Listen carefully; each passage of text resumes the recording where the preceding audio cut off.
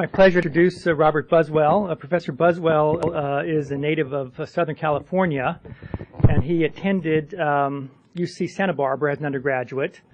In his freshman year, he was enrolled in the standard Introduction to Asian Religions class, and after the lecture that was given on the life of the Buddha, it seems that a karmic seed fructified, and he immediately dropped out of school.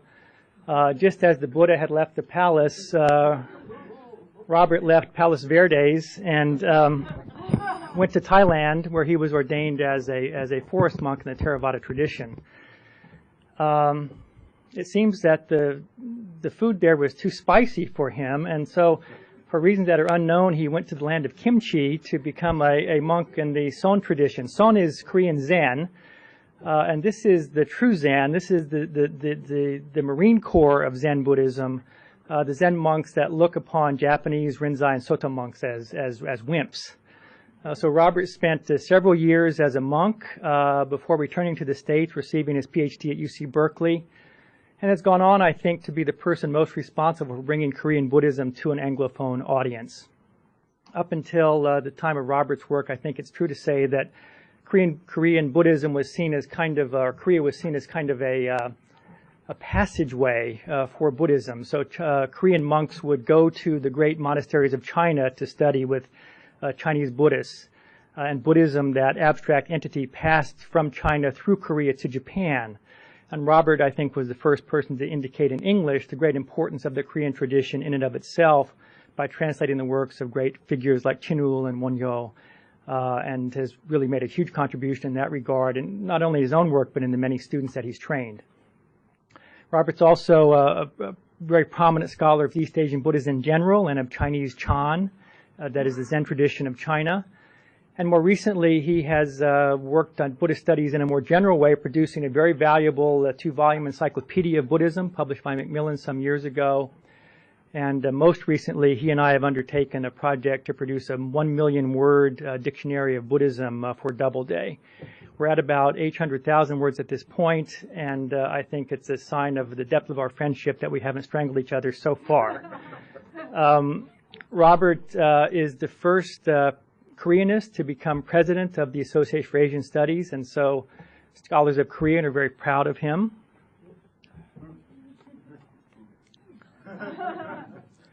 He's also the first scholar of Buddhism to be the president of the Association for Asian Studies, and so Buddhologists are very proud of him, and we're very proud to welcome him to Ann Arbor today. Robert?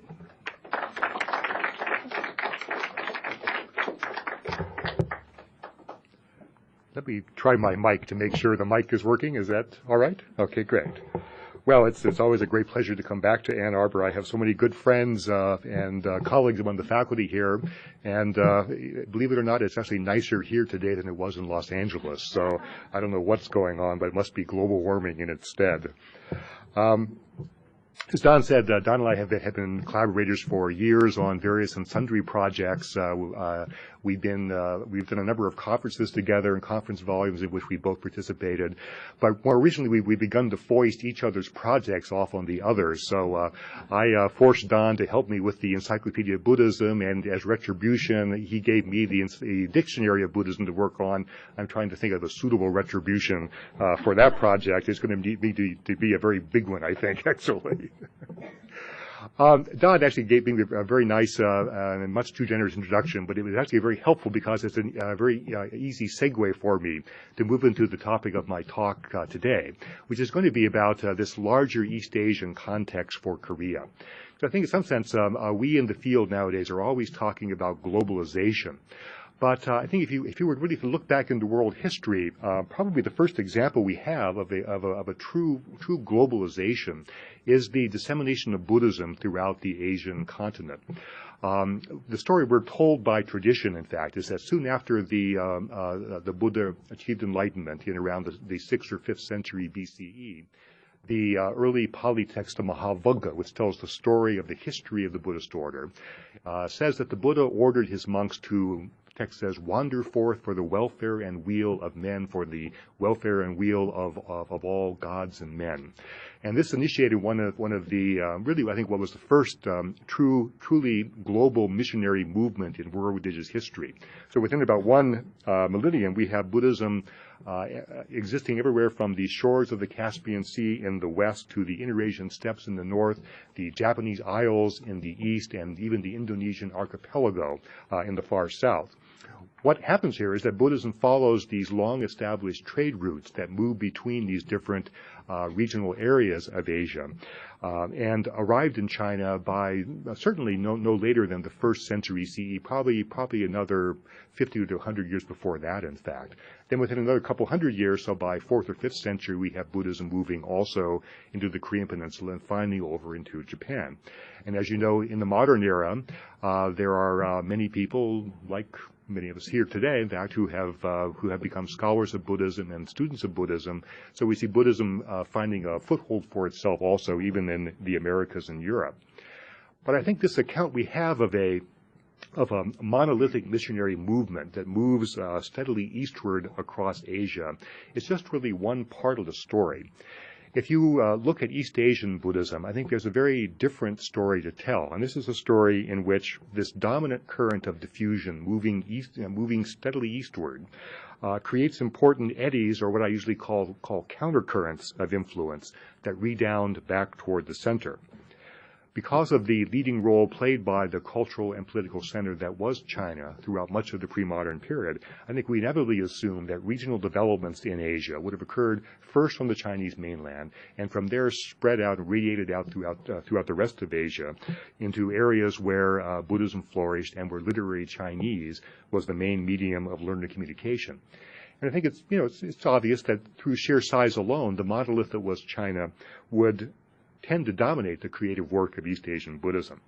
But this dominance need not imply that you could not have had innovations elsewhere in Asia, especially on the periphery of East Asia, such as Korea, innovations that could have a profound effect throughout the region, including back on the Chinese heartland itself. So these countercurrents of influence, as I call them, can have significant, even profound impact on neighboring traditions, affecting them in manifold ways. I'm increasingly convinced that we should not neglect the place of these peripheral regions of East Asia, Japan, Vietnam, Tibet, some of the Khitan and Xixia regions. But I think most certainly this is the case with Korea. In any kind of comprehensive description of the evolution of the broader Sinitic tradition of Buddhism, Korea was subject to many of the same forces that prompted the growth of Buddhism on the Chinese mainland. And Korean commentarial and scriptural writings, again, all these would have been composed in literary Chinese up until the modern period. These were often able to exert as pervasive an influence throughout East Asia as were texts written in China proper. Given the organic nature I'm proposing for this broader East Asian tradition of Buddhism, these peripheral creations made in areas like Korea could have found their way back to the Chinese center and have been accepted by the Chinese as readily as their own indigenous compositions.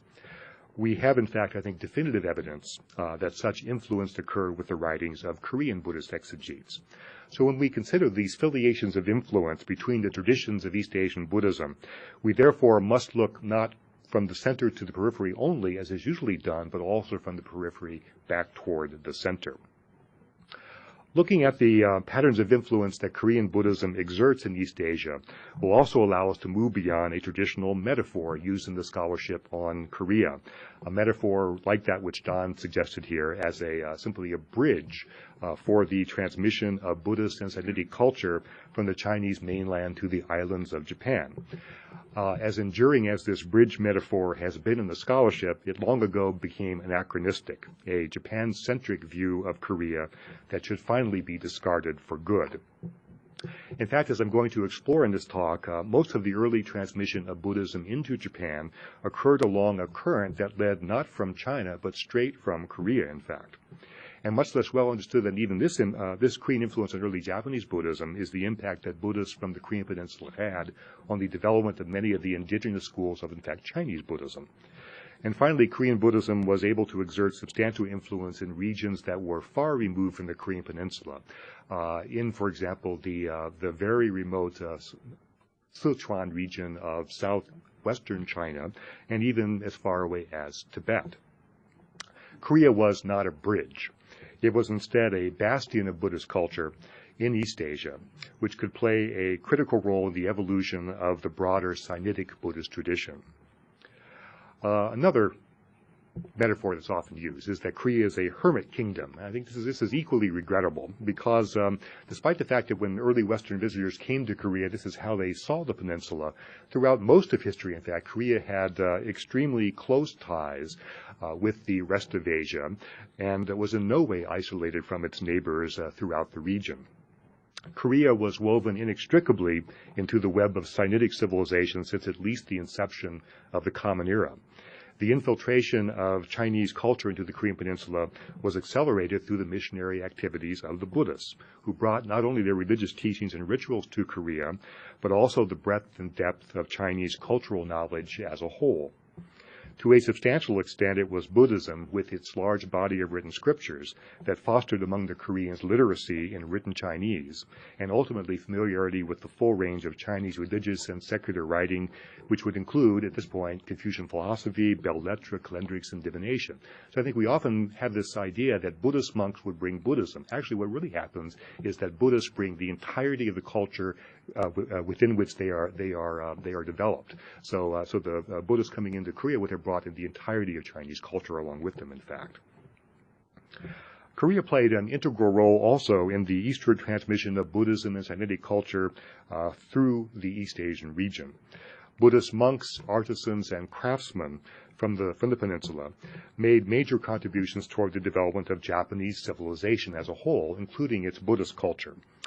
The role of the early Korean kingdom of Baekje, for example, in transmitting culture to the Japanese Isles, was one of the two most critical influences in the entire history of Japan, rivaled perhaps only by the late 19th century encounter with Western culture.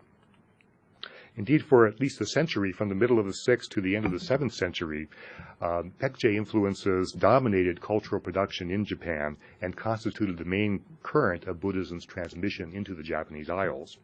It was Korean Buddhist scholar monks who brought the Confucian classics, who brought Buddhist scriptures, of course, but also medical knowledge to Japan. Korean artisans introduced Sinitic monastic architecture, construction techniques, and even tailoring techniques into Japan. The early 7th century Korean monk Gwaluk, who was known to the Buddhist tradition as a specialist in the Madhyamaka or middle way school of Mahayana philosophy, at the same time as bringing along these Mahayana texts, he also brought along with him documents on calendrics, on astronomy, on geometry, on divination, and numerology. And Korean monks were also instrumental in establishing the Buddhist ecclesiastical hierarchy in Japan and served in its first supervisory positions. Finally, the growth of an order of nuns in Japan occurred through Korean influence, thanks to several Japanese nuns who were able to travel to Baekje to study, including a group of 3 nuns who studied the Vinaya monastic regulations in Baekje for 3 years in the late 6th century. But even after cultural production and cultural transmission came directly from the Chinese mainland to Japan, this happened around the end of the 7th century and onwards then, we still have an influential Korean countercurrent that reappears during the Kamakura era, so 12th to 14th centuries, let's say, which affected the Pure Land movement of Honnen and especially Shinran.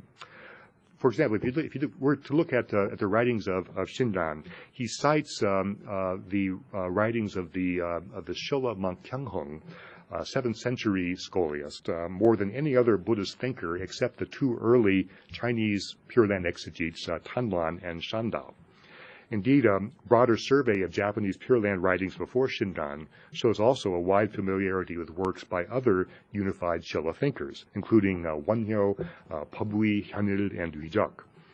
The influence of these Korean scholiasts led to several of the distinctive features that eventually come to characterize Japanese Pure Land Buddhism, including the crucial role that recitation of the Buddha's name, or Nembutsu, plays in Pure Land soteriology, the emphasis on the translated text, the Sukhavati Vyuha Sutra, over the apocryphal Guanwuliang Shojing, and the emphasis on certain vows, the 18th, 19th, and 20th of the 48 vows of the Buddha Amitabha that are found in the Sakavati Vyuha Sutra. And these are the vows which essentially ensure that anyone can receive rebirth in the Pure Land if they simply will call the name of Amitabha. And finally, then, the emphasis on exactly how long or how many recitations it takes to receive this rebirth in the Pure Land. All these things are derived directly from the writings of Korean Buddhist exegetes, in fact. So at least through the 13th century, then, Korea continued to exert important influence over the evolution of the broader Japanese Buddhist tradition. Despite their apparent geographical isolation from the main scholastic and practice centers of Buddhism in China, Korean adherents of the religion maintained close and continuous contacts with their brethren on the Chinese mainland throughout most of the pre-modern period. Korea's proximity to northern China via the overland route through Manchuria assured the establishment of close diplomatic and cultural ties between the peninsula and the mainland. In addition, during its Three Kingdoms and Unified Silla period, so from 4th till around the 10th century, in fact, Korea was the virtual Phoenicia of East Asia. It had extremely well-developed sea lanes and seaports, which made the peninsula the hub of regional commerce throughout the East Asian region. It was thus relatively easy for Korean monks to accompany trading parties to China, where they could trade and study together with Chinese adepts. I've looked, for example, at some of the writings of the 13th century monk Jinwon in Korea, and he was actually able to contract with traders who were going to the Chinese mainland, tick off a list of books he'd like to have, and have them bring them back to him from China. So the interchange between the Chinese and Korean traditions was probably as close to instantaneous as it could be in the pre-modern period, in fact. If you look at the writings of the Japanese pilgrim Inyan, who traveled in China during the middle of the 9th century, he also remarks on the large Korean contingent among the foreign monks in the Tang Chinese capital of Chang'an, the major cosmopolitan center of culture in East Asia at this time. Inyan also reports that all along Chinese eastern littoral, the seacoast there, were permanent communities of Koreans which were granted extraterritorial privileges and had their own autonomous political administrations. Monasteries were established in those communities, which served as ethnic centers for the many Korean monks and traders who were operating in China. This is very much the way in which Protestant churches in Los Angeles function as community centers for the many Korean immigrants into the United States in the current century, for example. Koreans even ventured beyond China to travel to the Buddhist homeland of India itself. Of the several Korean monks known to have gone on pilgrimage to India, we have, I think, a list of 11 names in the biography of these monks by Yi Jing in the 8th century. Probably the best known of these pilgrims is He Cho, who journeyed to India via sea in the early 8th century and traveled all over the subcontinent before returning overland to China in 727. Half of his travel log or his pilgrimage account is still extant today and has been translated into English, in fact. The ready interchange that occurred throughout the East Asian region in all areas of culture allowed indigenous Korean contributions to Buddhist thought, again, all these would have been composed in literary Chinese at this time, to become known in China and eventually beyond, even into Central Asia and Tibet. Writings produced in China and Korea especially were transmitted elsewhere with relative dispatch, so that scholars throughout East Asia were kept well apprised of advances made by their colleagues. So we have doctrinal treatises and scriptural commentaries written in Silla Korea by such monks as Risang, Wonhyo, and Kyunghung, were all much admired in both China and Japan, and their insights influenced, for example, the thought of Fa Zhang, the systematizer of the Chinese Huayan school. Fa Zhang himself was actually the son of Parthian immigrants into China, so he was actually not Chinese either. In one of my earlier books, The Formation of Chan Ideology in China and Korea, I sought to show that one of the oldest works of the nascent Chan or Zen, the Sun tradition of Korea, was actually a scripture named the Vajrasamadhi Sutra, the Gumnam Sammaegyang. This is an apocryphal text that I think was actually written in Korea by an early Korean Sun adept. The Vajrasamadhi is the first text to suggest the linearity of the Chan the Chan transmission. That is the so-called mind-to-mind transmission that goes from the Buddha through a whole lineage of patriarchs down to the present generation. And this is a crucial development in the evolution of an independent self-identity for the Chan school. Within some 50 years of the Vajrasamadhi's composition in Korea, the text is then transmitted to China, where its origins totally obscured. The text comes to be accepted as an authentic translation of a Serindian original and was entered into the canon as an authentic translation, whence it was subsequently introduced into both Japan and even into Tibet. So this kind of ready interchange that we see between China, Korea, Japan, and even other peripheral regions around East Asia has led me to refer to a broader East Asian tradition of Buddhism that is something more than the sum of its constituent national parts.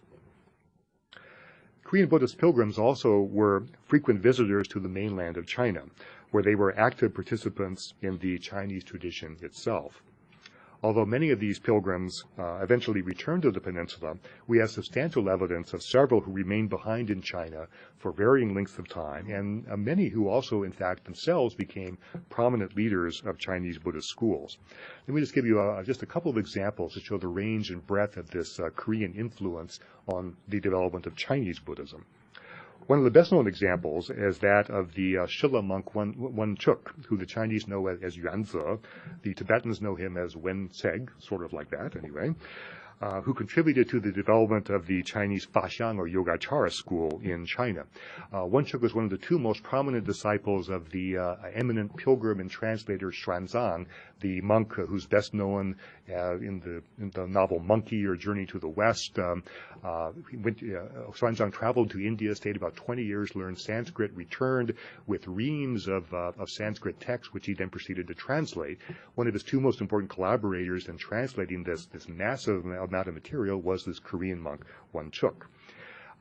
If you go today to Xi'an, which is the ancient Chinese capital of Chang'an, you'll see Xuanzang's reliquary stupa at a very prominent spot in the city. On both sides of this reliquary are the reliquaries of his two major disciples. One is Kuei-ji, the other one is this Korean monk, Wen Chuk. But still today, Wen Chuk remains probably better known in Tibet than in either his natal or adopted homelands because of his renowned commentary to the Sandidrimochana Sutra, the sutra that reveals profound mysteries, which the Tibetans know as the Great Chinese Commentary, again, written by a Korean, but to the Tibetans it was assumed to be Chinese. Wen Chuk's exegesis was extremely popular in the Chinese outpost of Dunhuang, where Chusgrub translated it into Tibetan at the command of King Raopachan in the 9th century. About 5 centuries later then, the Tibetan scholar Tsongkhapa drew heavily on Wen Chuk's work in articulating his crucial reforms of the Tibetan doctrinal tradition. Wen Chuk's views were decisive in Tibetan formulations of such issues as the hermeneutical stratagem of the 3 turnings of the wheel of the law, the Hinayana, Mahayana, and Buddha vehicle, let's say, the 9 different types of consciousness, and the quality and nature of this 9th immaculate consciousness, this Amala Vijnana. The exegetical techniques that were subsequently used in all the major sects of Tibetan Buddhism, with their elaborate use of sections, subsections, parts, subparts, and so forth, may even as very well derive from Wen Chuk's commentarial style, which is typical of the East Asian commentarial style of writing. Later, during the Song dynasty in China, Cheguan, or Diguan in Chinese, he revived a moribund Chinese Tiantai school and wrote the definitive treatise on its doctrinal taxonomy, the Tiantai Sijiayi, an outline of the fourfold teachings according to the Tiantai school. This is a text widely regarded as one of the classics of Chinese Buddhism, but again written in China by a Korean monk. Several other Korean monks were also intimately involved with the Tiantai school up through the end of the Song dynasty, including Wei-chan, the Korya prince, Buddhist monk, and bibliophile. Such contacts between Chinese and Korean Buddhists are especially pronounced in the case of the Chan or Sun tradition of Sinitic Buddhism. 2 of the earliest schools of the Chan or Zen school in China were the so-called Jingjun and Baotang school, both centered in what was then the wild frontier of Sichuan in the southwest. Both of these two early schools claimed as their patriarch, or their ancestor, a Chan monk of Korean heritage named Musang or Wuxiang, who is better known to the Chan tradition as actually Kim Hwasang, Kim Hoshang, using his native Korean surname. Musang is said to have reduced all of Chan teachings to the three phrases of not remembering, which he equates with morality or shila, not thinking with samadhi or concentration exercises, and not forgetting with prajna or wisdom. And even after his demise, Musang's teachings continued to be closely studied by such influential scholiasts in the Chan tradition as Zongmi in the 9th century. But Korean influence over Chinese Buddhism was won not only through religious practice, doctrinal expertise, scholarly erudition, and spiritual charisma. It was also won through hard cash.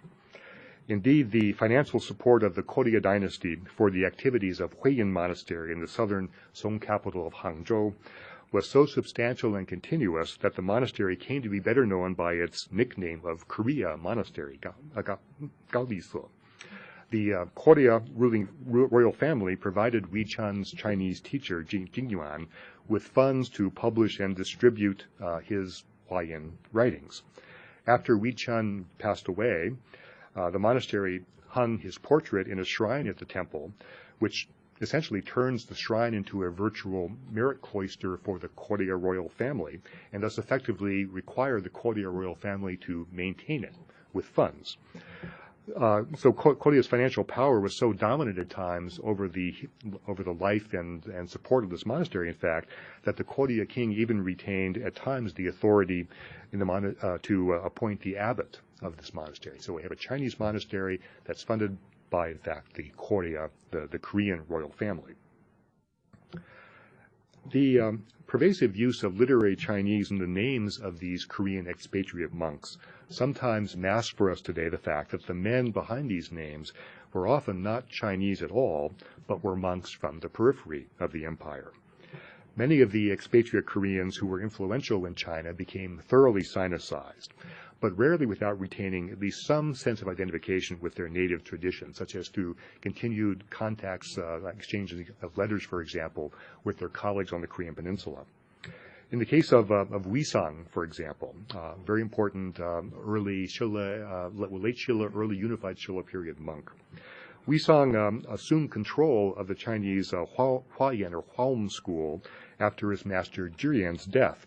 But the Samgung Yusa, the memorabilia of the Three Kingdoms, this early Buddhist history of Korea, tells us that Wisang still decided to return to Korea in 670 to warn the Korean king of an impending Chinese invasion of the peninsula.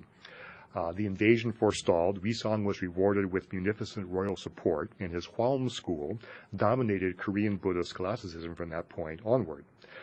Fazang, again this Parthian monk I mentioned before, who was Wisang's successor in the Huayan or Huaom school, continued to write to Wisang for guidance long after his return to Korea, and this correspondence between Fazang and Wisang is still extant today, in fact. And clearly, in this correspondence, Fazang is recognizing Wisang as his teacher. So why is it that monks from Korea would have been able to exert this kind of wide-ranging influence, both geographically and temporally, across the East Asian Buddhist tradition?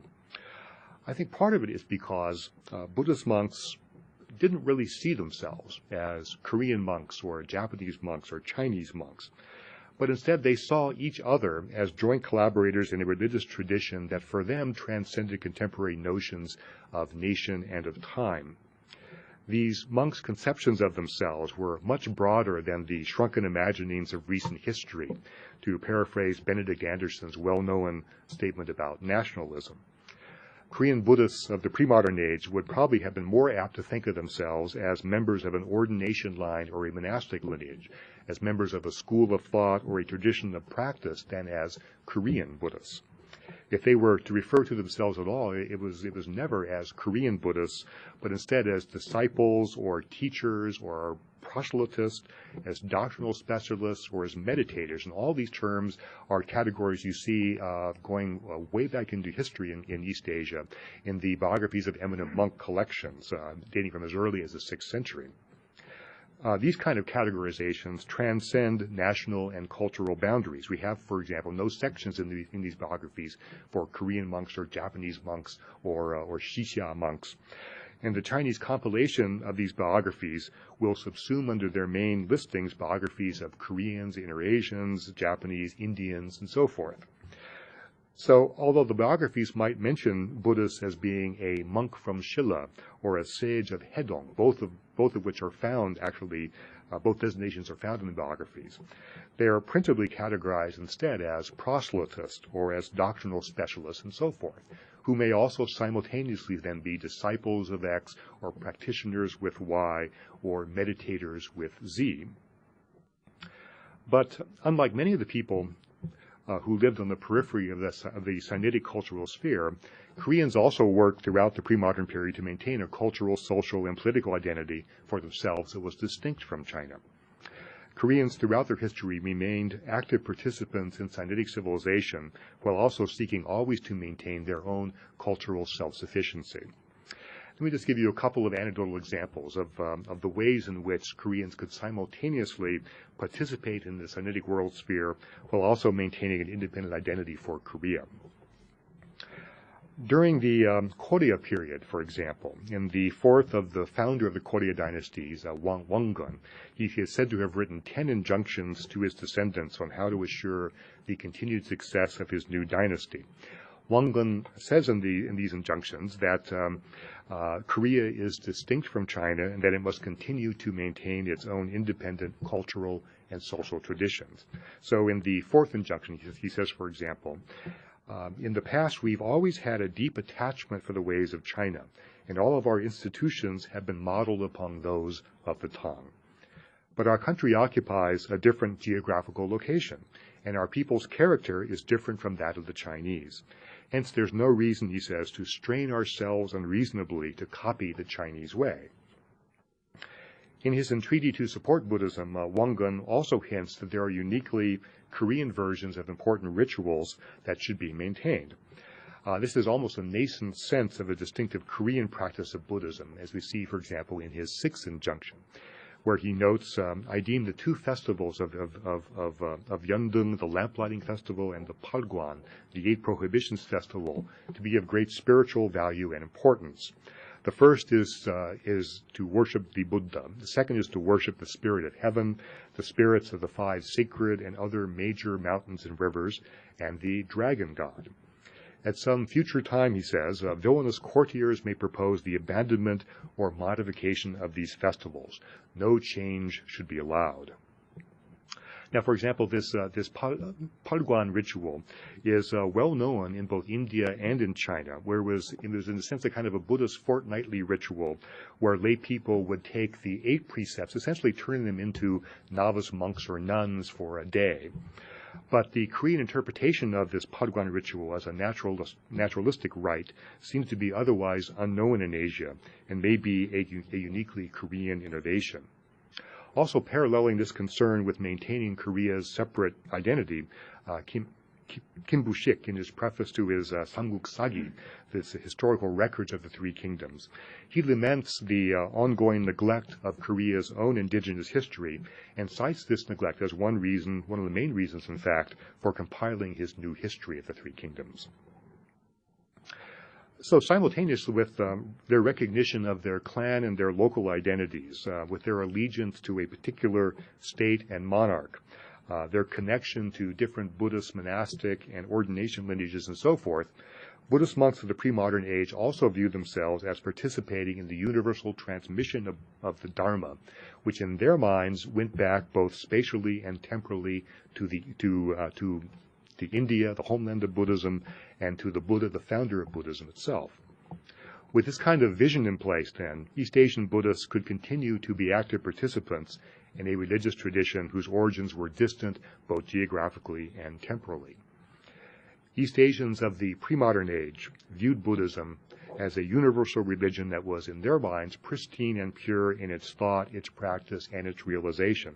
And this is why there's the need of hermeneutical taxonomies to explain how it was that this plethora of competing Buddhist texts and practices, all of which claim to derive from the person and the speech of the Buddha himself, how all of this were seemingly part of a coherent, heuristic plan within Buddhism, as if all of the religion's many variations were in fact cut from whole cloth.